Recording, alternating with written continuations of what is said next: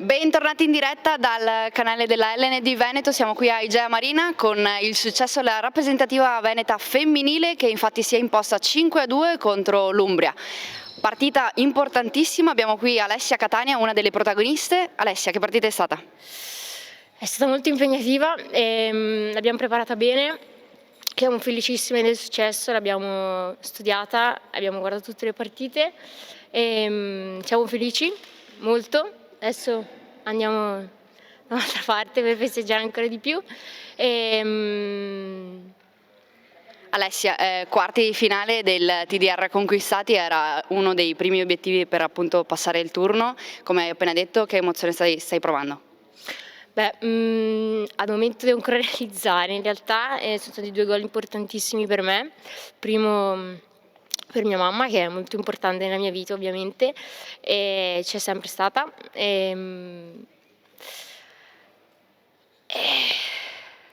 Abbiamo visto le ragazze che hanno lottato dall'inizio alla fine con un approccio alla gara direi molto buono. Qual è stato l'elemento chiave secondo te che ha portato ad avere questo atteggiamento con il gruppo, con lo staff e tutte le ragazze?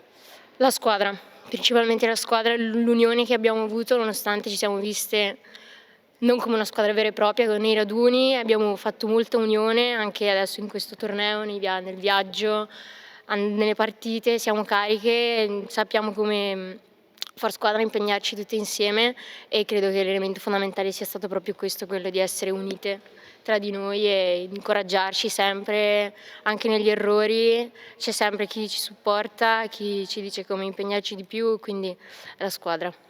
Alessia, oggi abbiamo visto 2 tue reti, come vuoi commentarle con noi?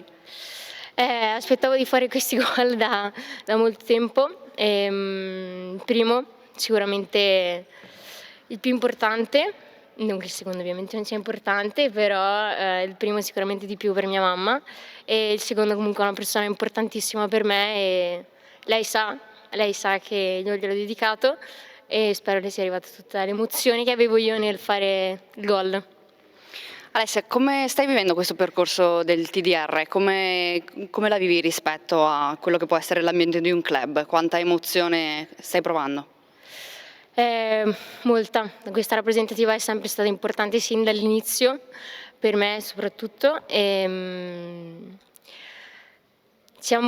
Mi trovo molto bene col gruppo, c'è molta unione e mi sento spronata sempre c'è sempre chi ha modo di spronarmi a fare sempre di più e è un bel gruppo e io incito tutti coloro che fanno parte di questa rappresentativa e che faranno parte a farla e non, perché ne vale veramente la pena. Grazie mille e in bocca al lupo per i quarti di finale. Grazie.